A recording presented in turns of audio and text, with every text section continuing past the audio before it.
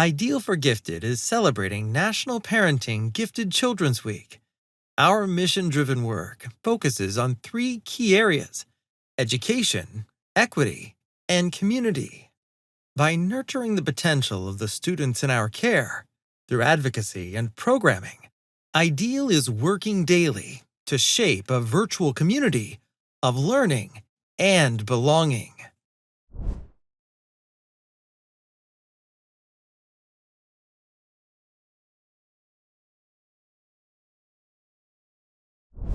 Welcome, everyone. My name is Dr. Mary Grace Stewart, and I have with me one of my most esteemed role models of all time, Dr. Carol Ann Tomlinson. And Carol is the Professor Emeritus at the University of Virginia. She has been recognized for her work in curriculum and differentiation instruction and formative assessment.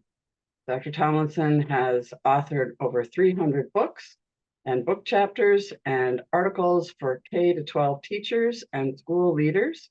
She's been ranked highly as a voice in curriculum and works with educators in the US and internationally. Dr. Tomlinson has received many honors and awards for her work. She was named Outstanding Professor at UVA School of Education. She received an All-University Teaching Award and was Virginia's Teacher of the Year. She was ranked number 4 in the nation as the voice of curriculum by Education Week rankings, but I think they got it wrong. I think she's number 1.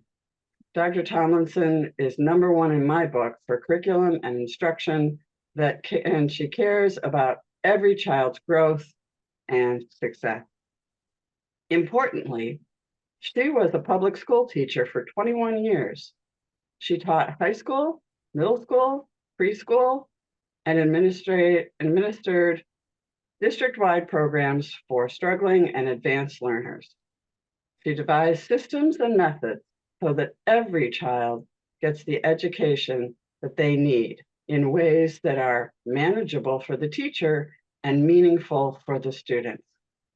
I believe Dr. Tomlinson will go down in history as one of education's most important people for the 21st century.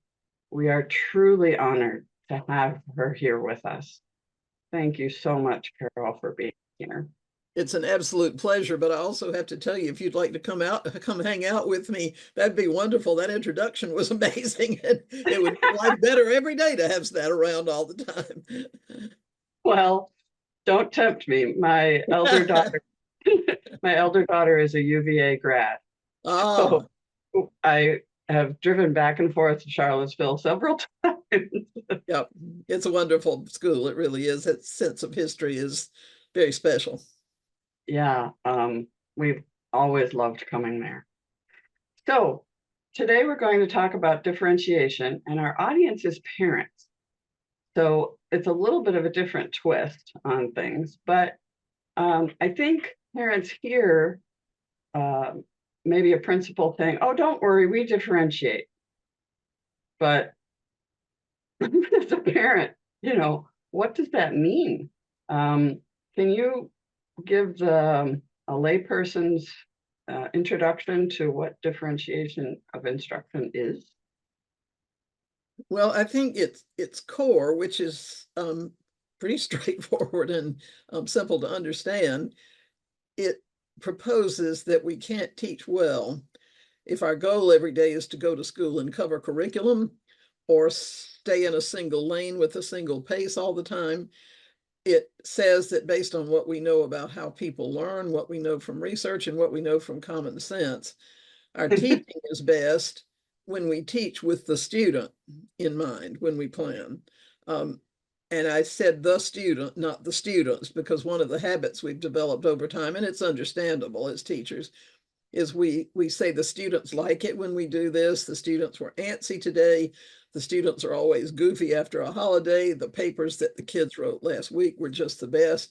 And we talk about the students as though they were one person. And that validates our sense that we can teach that way. But but we can't do that successfully. So differentiation is simply saying at its baseline that when we plan, we need to plan with the faces of those human beings in our head, and we need to plan flexibly for the whole class, but then also to have a real sense of where individuals are in a trajectory of growth, and to have times when all of us do some things together, but other times when students are working in a variety of ways and moving in what John Hattie calls taking their own next steps. What's your next step in this, and how can we help you get there? So that really is the crux of it. I can give you more complicated definitions, but that's what we're talking about. And the challenge for teachers is that means a couple of things. It means you don't start planning with the standardized test in mind. You don't start planning with a rigid pacing guide in mind. You don't even start planning with the class in mind, which gives you permission to again, do the same thing in the same way over the same time period with the same support systems for everybody. And that doesn't work. Interesting thing about that is now, I'm an old creature. And when I started teaching, there really was very little research on education. There was some, but what there was not particularly available much beyond the university level. And my first teaching experiences, which were truly wonderful, were in a small school district that was reasonably rural. I think I'd been teaching at least 10 or 12 years before we ever had a professional development day. I mean, there just simply that sense of our learning was not there. But we also had no knowledge of how the brain works. And that's really much more recent. And my friend David Sousa, who writes about the brain, would say to you, teachers teach brains. That's what they do.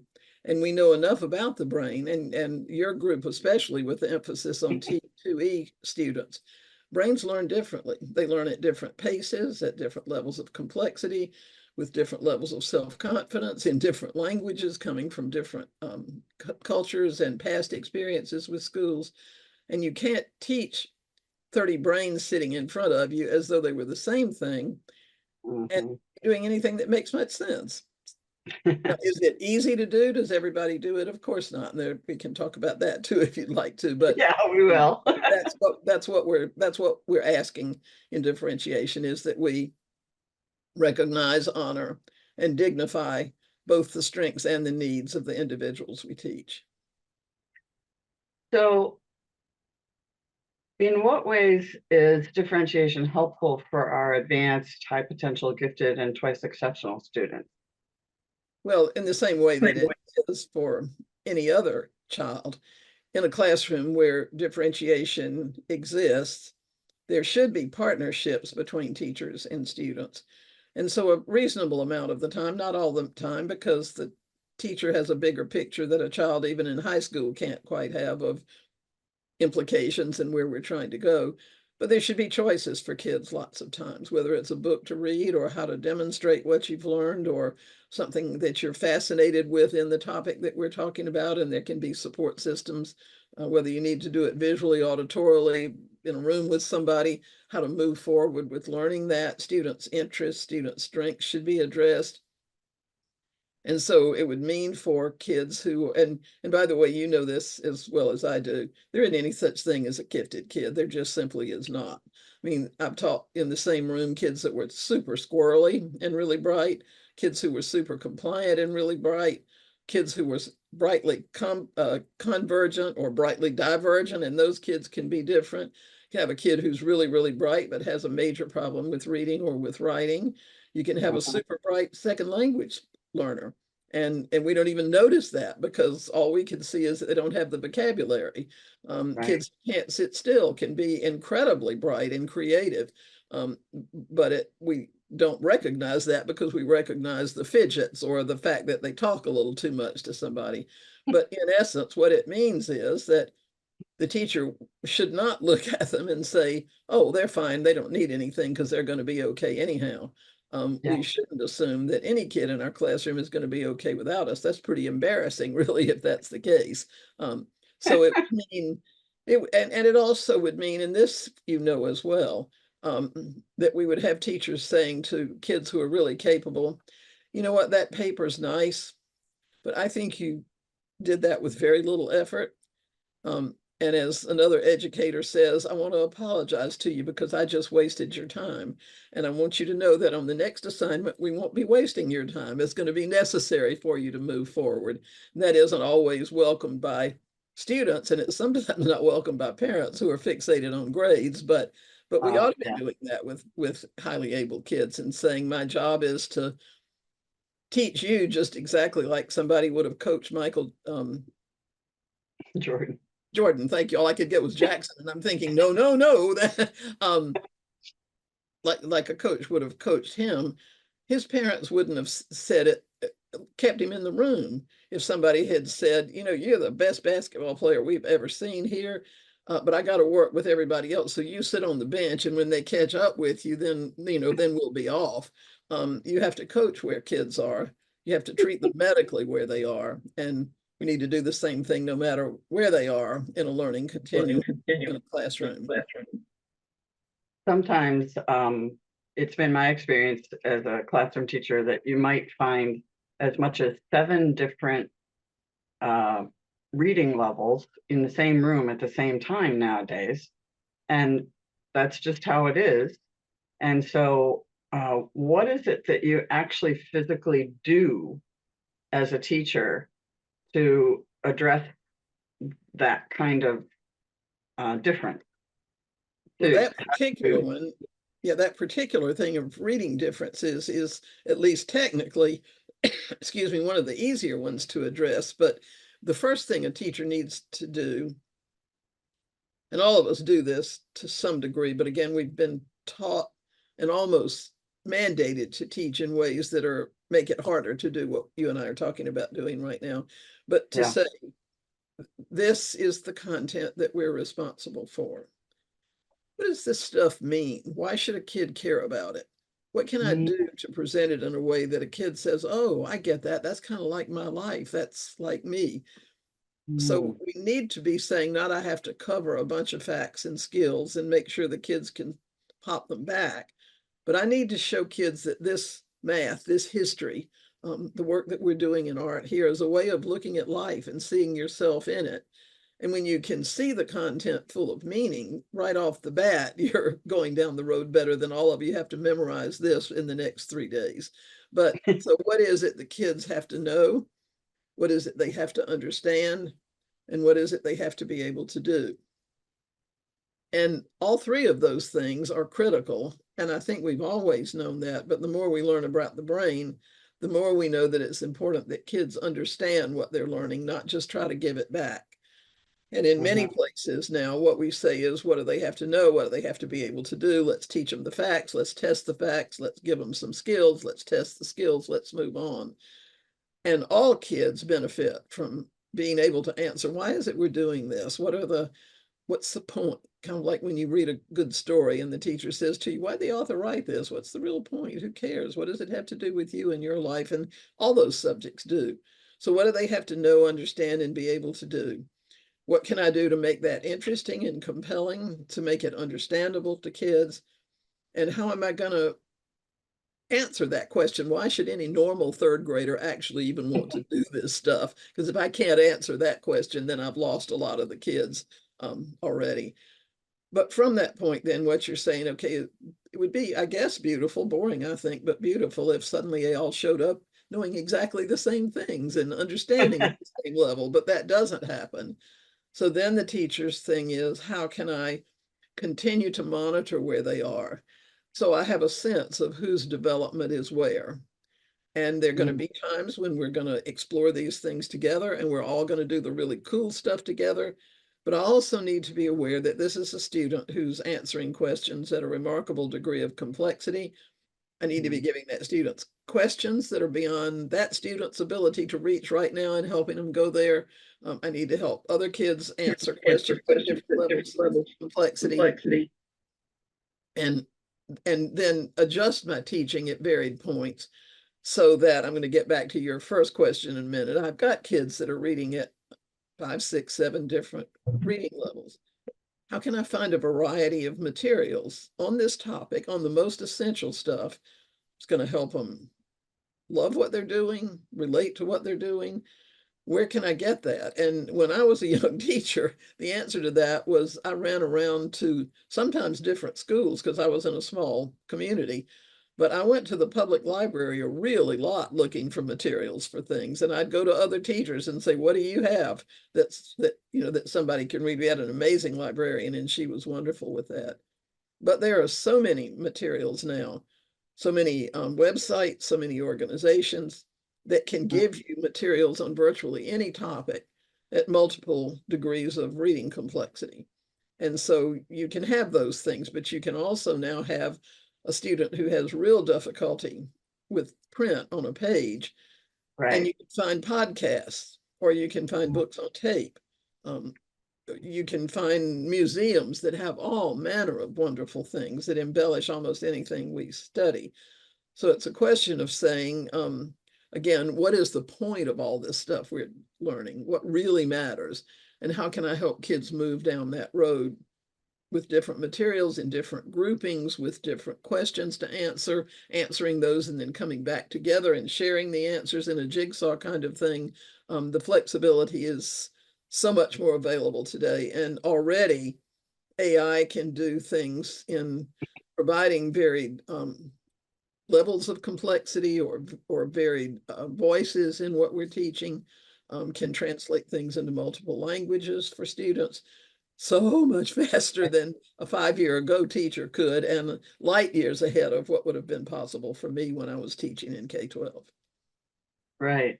So if this sounds wonderful, and I'm sure parents would love for this kind of education to take place in their children's classrooms, how can a parent help make this happen?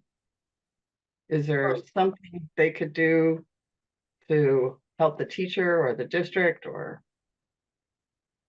I like the way you phrase that because the answer, I think, is probably multi-pronged, of course.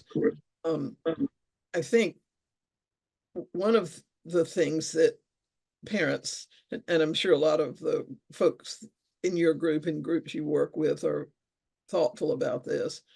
Teaching's always been a hard job. My sense is it should be hard because there's really no more important job on earth, I think, than taking a child and having the opportunity to shape their life, for better or for worse within a given year, and certainly for the district over time.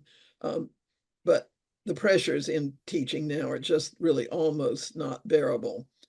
And Right. so parents who go in and say, um, your job's tough. And I know that, or in our group, we know that.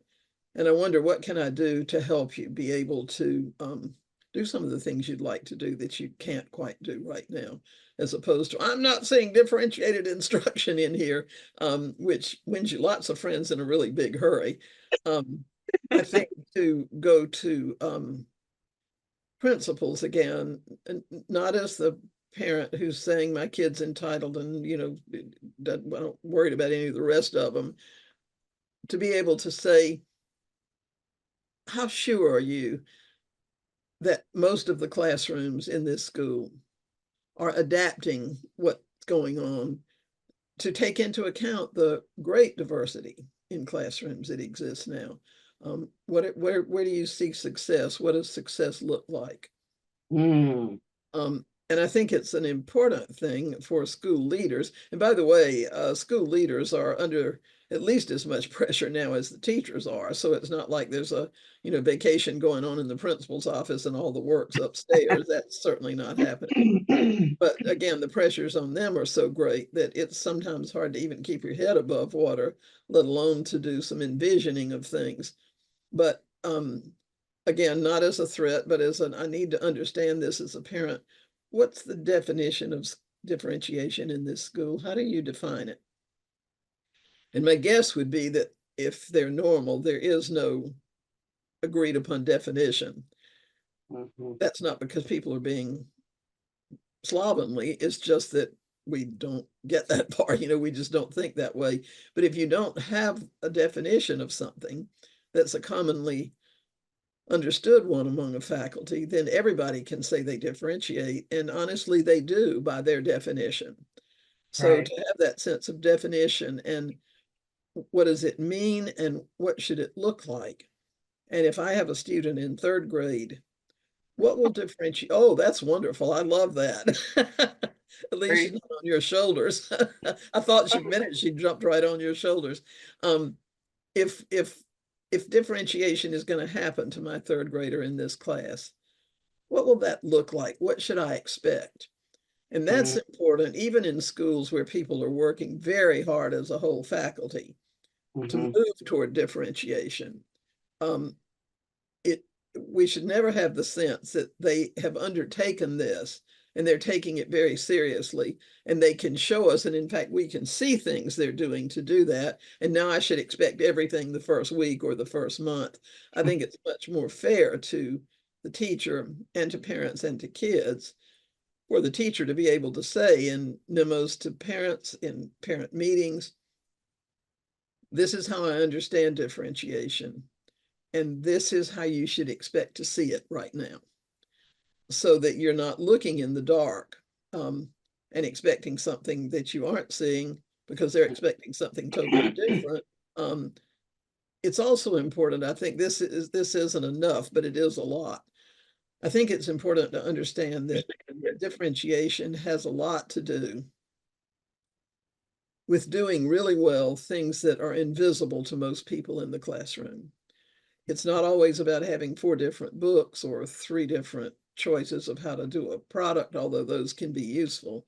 Um, it's about the teacher finding time to spend a couple of minutes as she's walking around the room or waiting in the door as the kids come in, or seeing them as they come off the bus and speak to them when they're on bus duty, wherever the thousand ways are that we can connect with kids. That the kids coming home with stories that sounds like she knows me, she likes me, she brought this to me, she gave this to me as an example, she said this today when I understood something that I've been having trouble with. um, it's that she's helping kids learn how to work together really productively. um, and so there is a lot of conversation among kids, moving among groups, doing work, not where the kids say, I hate groups because I'm the one that always does the work, but where the teacher is really teaching the kids how to work together productively. And that's a massively important thing for kids these days. So that thing of what does differentiation mean to you? And what should I be looking for so that I'm looking for the thing that you're actually trying to make happen? I think another thing that I would say to them, this makes me a certified member of the old fogey group, I'm quite sure, but to parents of advanced bright and 2E kids. Parents who Mm, have 2E kids are kind of more used to this because nothing ever works for them. And so you're on the chase all the time, trying to figure out anything. But I think it's really important for parents to sort of stop sometimes and say, one of the things I want to teach my child is to be resourceful in his or her own learning. And so if the teacher's talking about something that the student pretty much already knows or has a passionate desire to understand more about, that the kid can become his or her own advocate and can learn with a parent how to go to a teacher and say, you were saying this today. I'm wondering if it would be possible for me to talk with you about what it would take for me to do this instead. Um, mm. or even in a worst case scenario to say, you know what, I can do a lot of this math a lot faster. But the truth is, the best math I do at home is with some of the games that I'm playing or the kits that I'm building from, and I'm seeing how to apply math to these robots that I'm building or whatever it is. Um, Mhm. and so if class is dull every once in a while, that's not great, and I'm not advocating that, but that the student doesn't feel like a victim. She doesn't understand that I already know all this. So how can you politely and productively let her know kind of what you know? How can you be gracious when somebody does give you a choice and say to the teacher, I really appreciated that choice today, so that the kid becomes his or her own advocate as well. And that it isn't the case that if something is missing in the classroom, um, there's no place where learning is exciting or delightful or something worth pursuing. I don't know if that makes sense to you, but I think that's a big part of it. Absolutely, yeah. I The don't world think is full of learning, and I can I can learn all over the place and have my brain totally invigorated, even Right. in those times where the class just is not a great fit. I'm not advocating that that's okay, but I'm just saying that the kids shouldn't be trapped by that and should learn to Mm. understand what it means to be an independent learner and what it means to have a voice for yourself and to advocate for things you need. That's awesome. Wonderful. I don't think anybody else has ever mentioned that part of the equation, that the child themselves might be able to learn from home um, how to advocate for themselves. One Well, of I the think that's the place, unless, and you've had these kids too. For some reason, some kids come to you knowing how to do that. And it isn't that anybody at home taught them, it's sort of this set of well, social skills they have. But um, and teachers, in my opinion, ought to be helping kids develop a sense of voice, not only about themselves, but having a voice about what would make the classroom better for everybody, or what we can do in our classroom that makes the school better, and helping them understand the power of their voice and learning to make a difference in the world. But the truth is that parents who help their kids do that, and instead of "I'm going to run to school and complain for you," um, what can you say? What can you do? How could you explain that to somebody? If you really felt comfortable saying something to your teacher, what's the message you want to give her? And how can you say that in a way so she's most likely to be able to hear it? That's a wonderful set of skills to pick up for an entire lifetime. absolutely. So one of the things that I hear from particularly, I would say administrative at a pretty high level, is that they say, well, we can't do differentiation because that's tracking. And my face goes crazy when that happens because it's not. But there was a time, and I know I was a blackbird for a long time, uh, where you got into groups, and the groups, for whatever reason, seem to be the redbirds, the bluebirds, and the blackbirds. Um, can you talk about how differentiation really is not tracking? Yeah, So parents can say, it's okay, I'm not talking about tracking, I'm talking about yeah. this.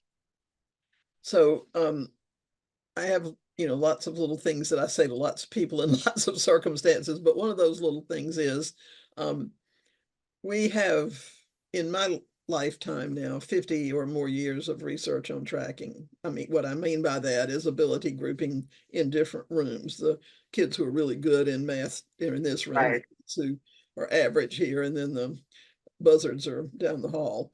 And that's becomes less positive and less defensible, both as we know more about the brain, as we get more of that research, and as you start just thinking. I've had my years as you call them blackbirds, I call them buzzards, but I was a buzzard for quite a while. I just didn't get what school was, didn't know what I was supposed to be doing, had no idea that you were supposed to study for anything. Somewhere around algebra, that caught up with me. Um, but when you have those, well, let me give you my worst analogy on this. This didn't impact me in a negative way, but it was awful. When I went to junior high for the first time, which we still call junior high back in the dark ages, Me and too. I, before we went, parents got a welcome letter, welcome to this school. Your child is going to be starting here, and in a few days we'll send a message to a mail to letter to your child, and this is what it will say, just so the parents were informed. And then we got our letters, and it said, welcome to this school. When you come, here are two or three things you need to know. You will have a grade indicator, which would be 7, 8, or 9, and you will have a level indicator, and you will be assigned to a room based on those two things: what grade you're in, what section you're in. And the grade, and so it says your grade is 7 and your section number is, and the section numbers range from 0 to 21. Wow. Yeah. And so as is always the case when school's starting, kids are saying to their buddies, from the last year, the ones that are on the neighborhood playing with them, so what's your section number? What's your section number? What's your room number? I don't think for a while that any of us made anything out of that, but it didn't take very long to understand what the deal was there. And so some of my friends were in 7-0. And the assumption there was that they were so incapable, they hadn't even gotten to a number yet. And if you had a friend that was in 7-2 or 7-3, and you're thinking, that kid's in 3 and this kid's in 20, holy cow, that's a bad place to be. And I can tell you right now that from, and we never talked about that. I can't ever remember having a conversation with my friends about that, but everybody knew it. And I have never been able to remember numbers worth diddly. I have trouble sometimes remembering my own phone number, get it confused with an old one. But I can still tell you dozens and dozens of students that were in that 7th grade year and can tell you exactly what level they were in. Oh, she was in 7-5. Oh, he was in 7-13. And among many other things that says, it says to the kids really clearly, these are the smart ones. Yeah. These maybe have some hope. Down here, these are the no hopes. And teachers teach you like you're a no hope when you're in one of those things. And it changes lives for the rest of kids' lives when we do that. So the ability grouping thing, which by the way, we're never any good at because we don't have instruments to really measure that well. And even if we did, that's flawed. And anybody who has a 2E kid who's really bright understands, it somehow doesn't show up as bright as often as you wish it would in somebody's face. So the research does not support. That doesn't mean there's never been a single study that says something different, but the great preponderance of it indicates that that is more harmful than it is helpful. So then the alternative was put the kids back in the regular classroom and just teach them, although they're all alike. We've done that on so many cycles and it doesn't work. And then people get frustrated. So then we do ability grouping again, which still doesn't work. And so the third alternative, other than throw them in different classrooms or put them in and do all the same thing together, is put them in the same classroom, but at various times do things that kids have different paces, different support systems, different options for how to get where they need to go. John Hattie talks about different pathways to the same outcomes. So then often it's common and teachers have done this for decades, centuries. Say, okay, I see what I'll do. I'll ability group them in the same class, and that's where your stuff comes from. And so you know who the bluebirds are because every time you work in math, the bluebirds get up and go sit in the same place and work with the teacher. And the buzzards go sit in the same place and work with the teacher. And I call the middle group wombats because they're these brown furry creatures that just, we see their average and that's never going to change. And that is not as damning as the in a separate room thing, but it's not helpful like it needs to be. So one of the key principles of differentiation is flexible grouping, so that students are working with a variety of peers in a variety of ways almost daily. And there are times where a pair of kids who could collaborate well on this might work, or a group of 4s over here doing something with the 4 kids who are about where they are. But there's so many things you can do where you have groups based on the same interest, or groups based on student choice, or groups based on a strength that a kid has and letting them explore that strength in relation to the skills that they're trying to learn and so forth. So flexible grouping is a major, major principle. When I was teaching in public school and trying to figure out the world, we had parent nights, and one night this mother came into the room with her son quite a while before the session was supposed to start. And the little kid asked me if it was okay if he took her around the room to see the cool stuff we're doing, is what he said. And I said, absolutely. And I think you can give her that tour. I don't think you need me. So you go ahead and show her the cool stuff and explain it to her. And so at the end, she thanked me and he thanked me for letting them do that. And I was still behind my desk trying to stay out of the way and also trying to get ready for the meeting. And as they started down the hall, I heard him say to her, do you know what she does when she goes home at night? And I thought, holy cow, there goes my job. Heaven knows what's getting ready to happen here. So I went to the door and kind of tried to eavesdrop. And he said, when she goes home at night, she stays up late trying to think of one more way to shake us all up. And where Oh, that came wow. from was I was teaching in a school with a very bimodal population, lots of kids with real challenges, lots of kids way ahead, and Mm, one size fits all thing was hopeless to start with. So I mm. would do something with them for a few days. But I realized what you're talking about. If they kept being bluebirds, buzzards, wombats, and that's all it was, the damage was there all the time.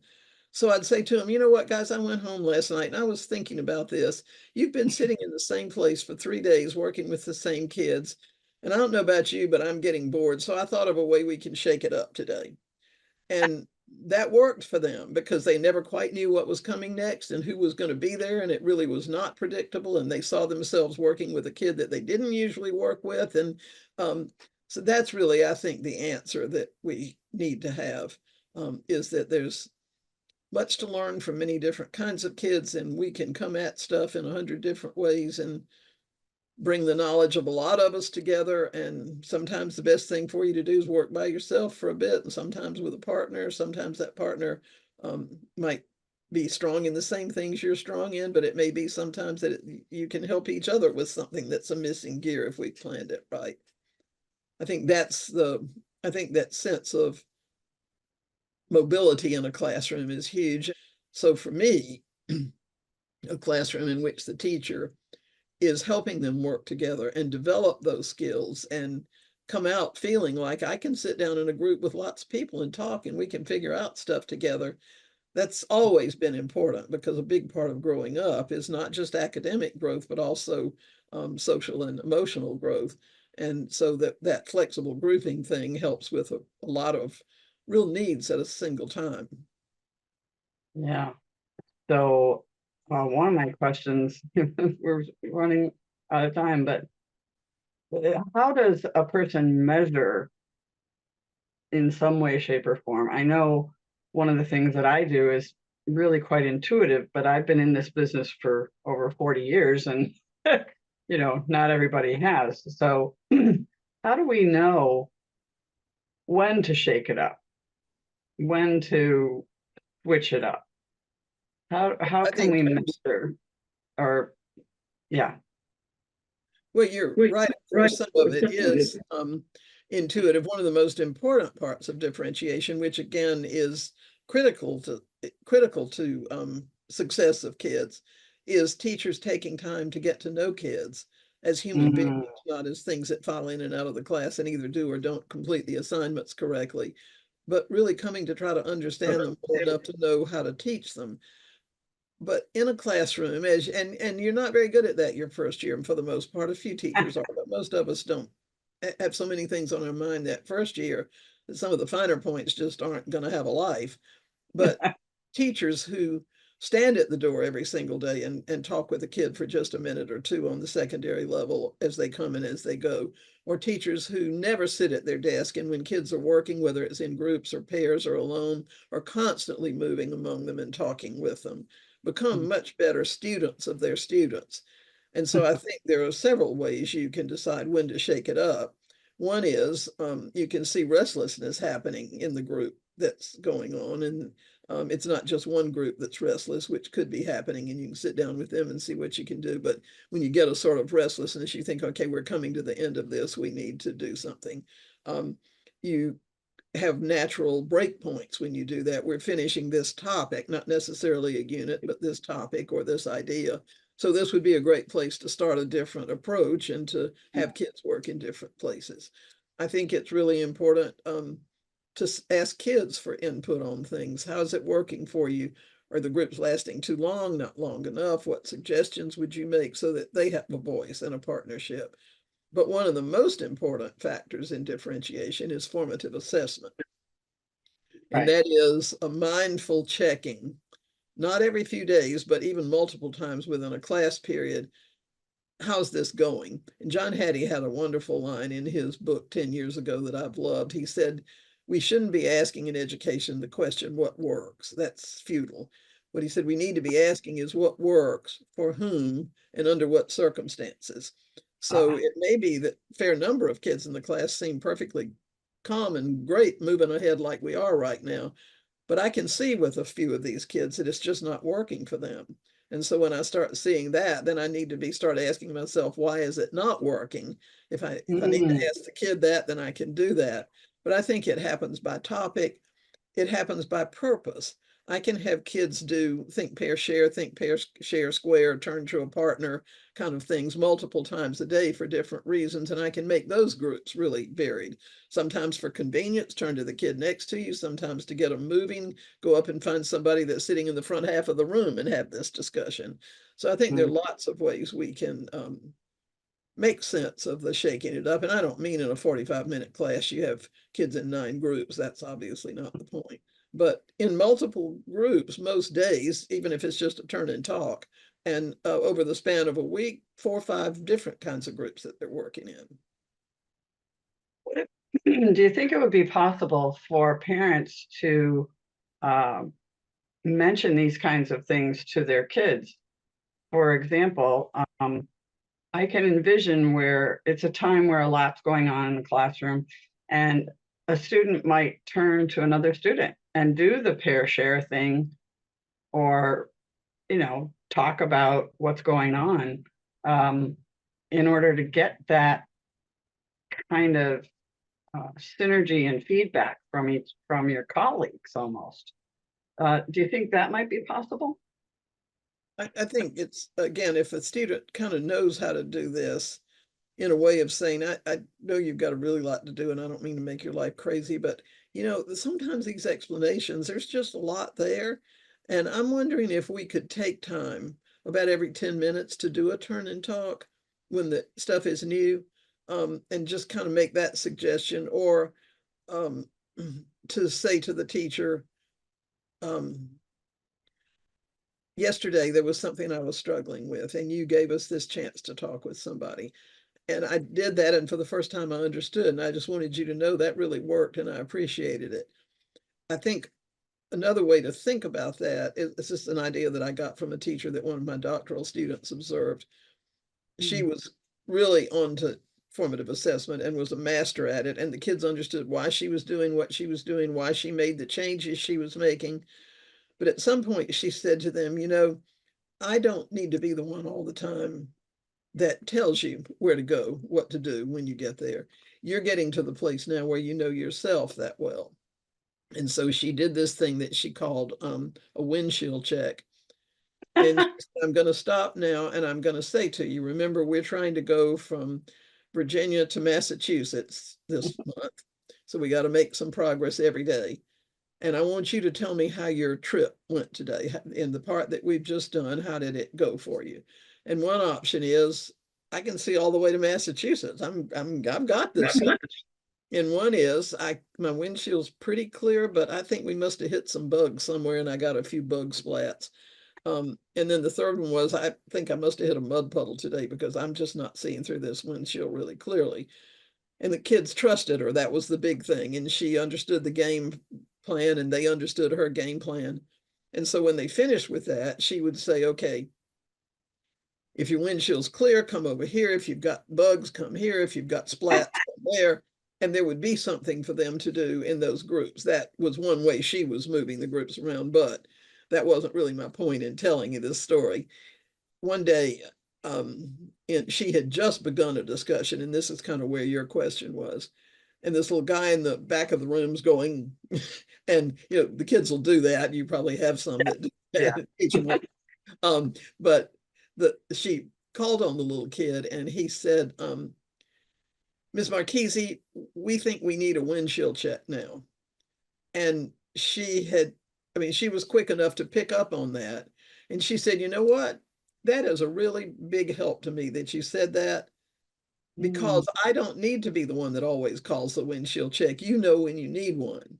And so here's my promise. If you let me know when you need a windshield check, and she taught him how to do that well, not, yeah, when Yeah. if you'll, yeah, if you'll let me know when you will need a windshield check.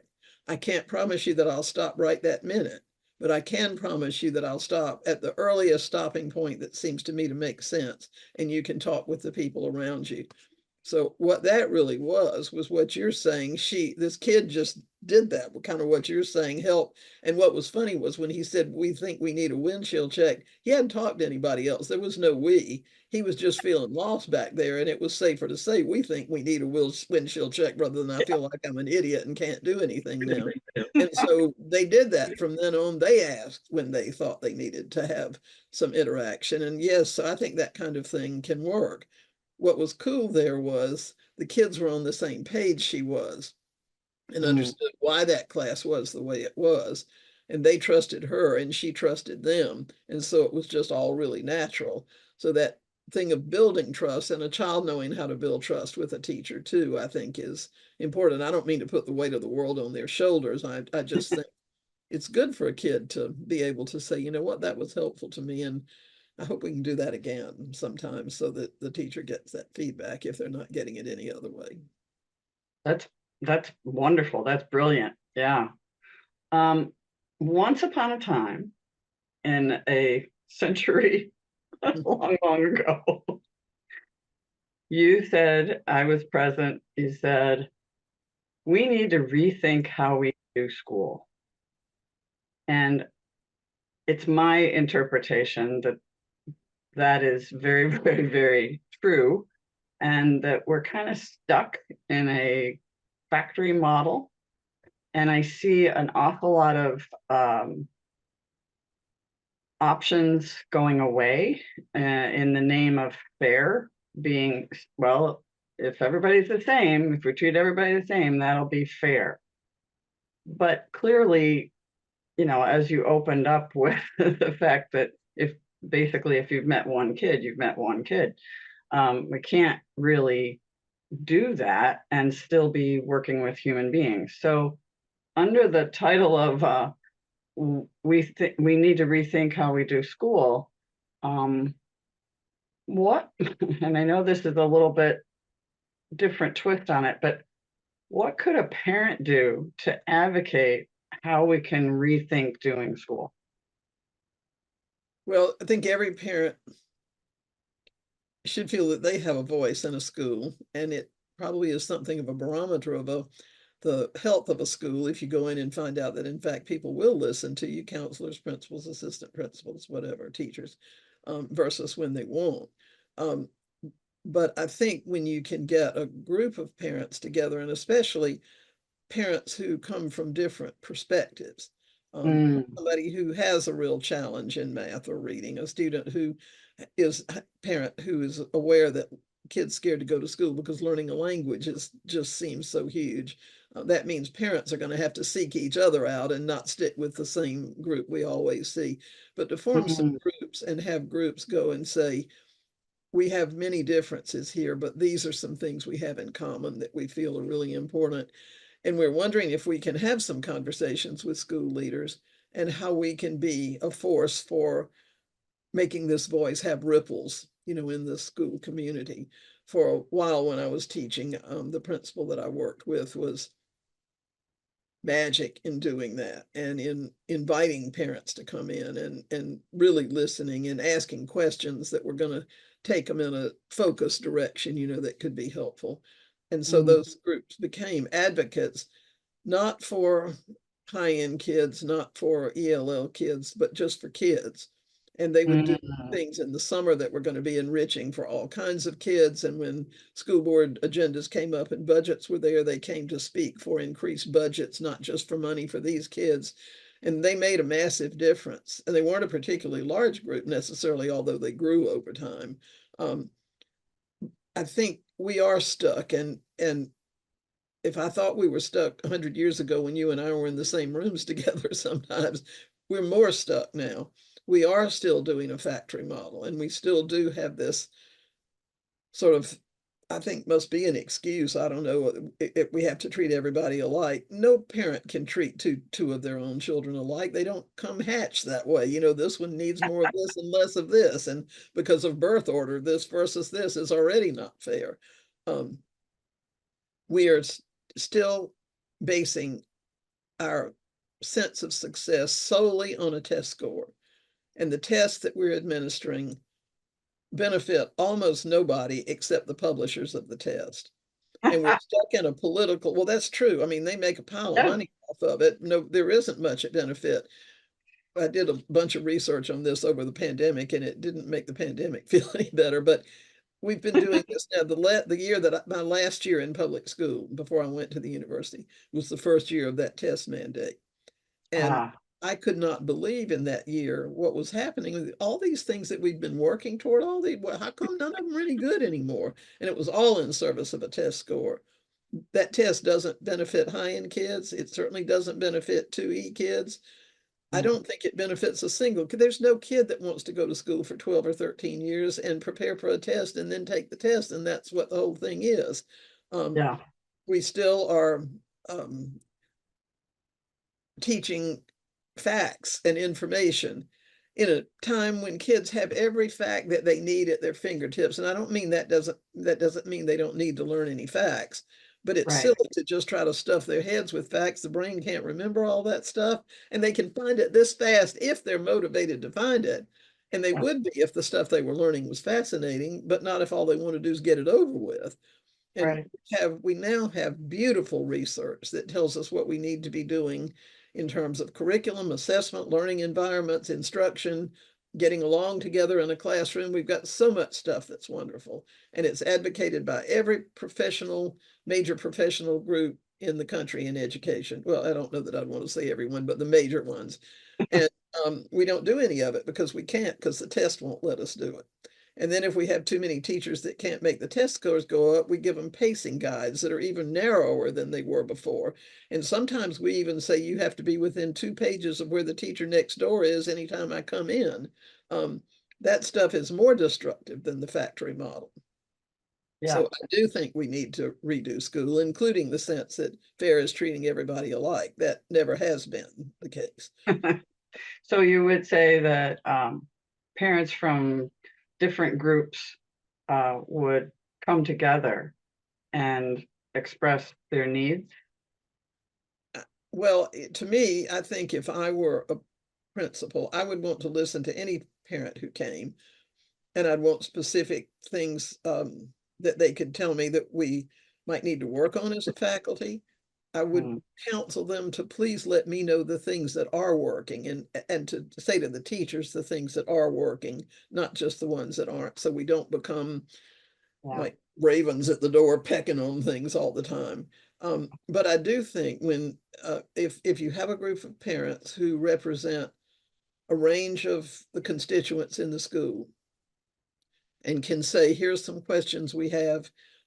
We understand how hard this is. We don't want to be another burden. We'd like to be a help in moving things forward. What are some ways we can do that? Let's talk about that over time and see what we can do. And then let's talk about what it means to ask the question, is it working and for whom? And how do we know whether this is the thing that is moving us forward? Um, it's and somebody said once a long time ago, the only person that likes change, that likes to have change in front of them, is a baby with a wet diaper.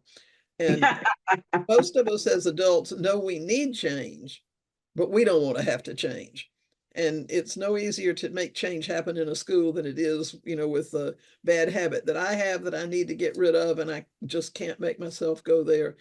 So understanding the complexity of all that and wanting to be a part of a solution, not a part of a burden, is a big deal. And I think when you can have well-meaning parents who do want to contribute to solutions, but also just really want the conversation to continue. We didn't come for one 30-minute meeting and then we're going to leave. We want to Right. know what we can all do working together to make things better. Those are wonderful words of wisdom, and I really, really appreciate your time and the many, many years that you've devoted to this. Um, I think that parents understanding the options that their children have in the class will be a huge help. So thank you so much. Yeah, and I can't tell you enough how much I look up to you as one of the giants on whose shoulders I stand. Well, that's a wonderful compliment. I don't want to shatter your illusion, but it probably wouldn't be too hard to shatter. But I do appreciate your trust, and I appreciate the opportunity to talk with the parents in your group who will watch this. You're very welcome. So bye for now. Be well. Thank you. Okay. Bye-bye. Bye-bye.